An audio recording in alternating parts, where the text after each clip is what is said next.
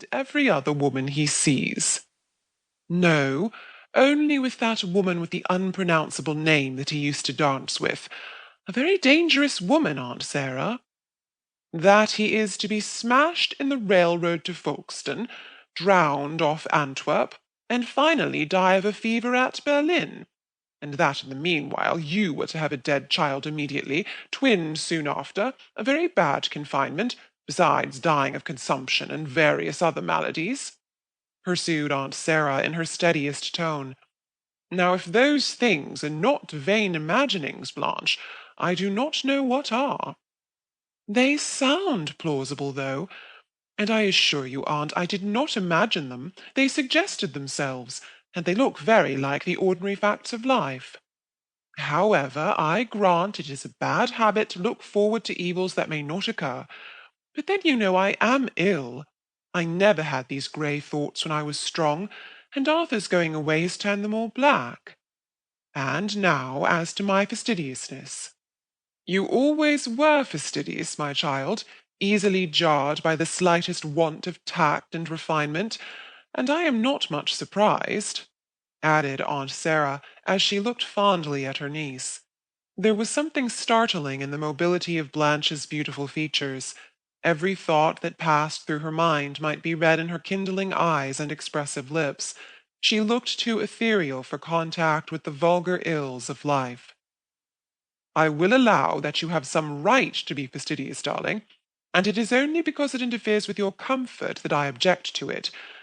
But you say you cannot go and stay with Lord Chesterton because he calls you Blanket and thinks it a good joke, nor with your sister-in-law, Lady Eleanor, because Sir William is fond of money, and you foresee he will say that you cost him at least 17 shillings and fourpence a day, nor with your Aunt Carey, because the doctor who would attend you wears creaking boots and calls you my lady.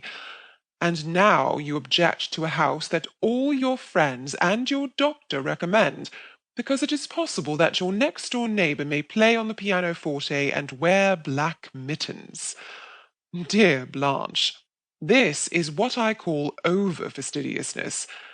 And now I have finished my 10 rows, and said all the disagreeable things I could think of, so I will go, and leave you to think over how officious and particular old Aunt Sarah is.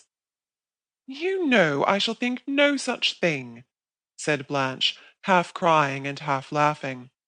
But you must own, Aunt Sarah, that when you string all my fancies together, they are rather amusing. Wrong, if you please, but amusing.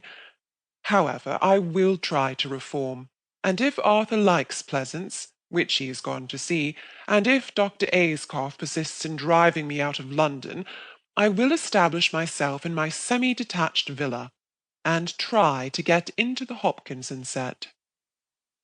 It may be inferred from the above conversation that Blanche was slightly spoiled, but she was charming nevertheless, sweet-tempered and playful, and with high spirits, now subdued by the approaching separation from her husband, to whom she had been married only 6 months.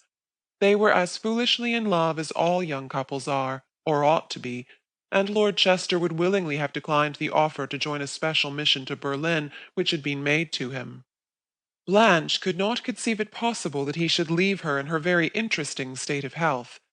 Dr. Ayscough treated the notion of her being able to accompany her husband with the politest and most magnificent contempt, and it seemed likely that the great national interests of Great Britain and Prussia would actually lose all the light which Arthur might throw upon them in the capacity of secretary to a special mission.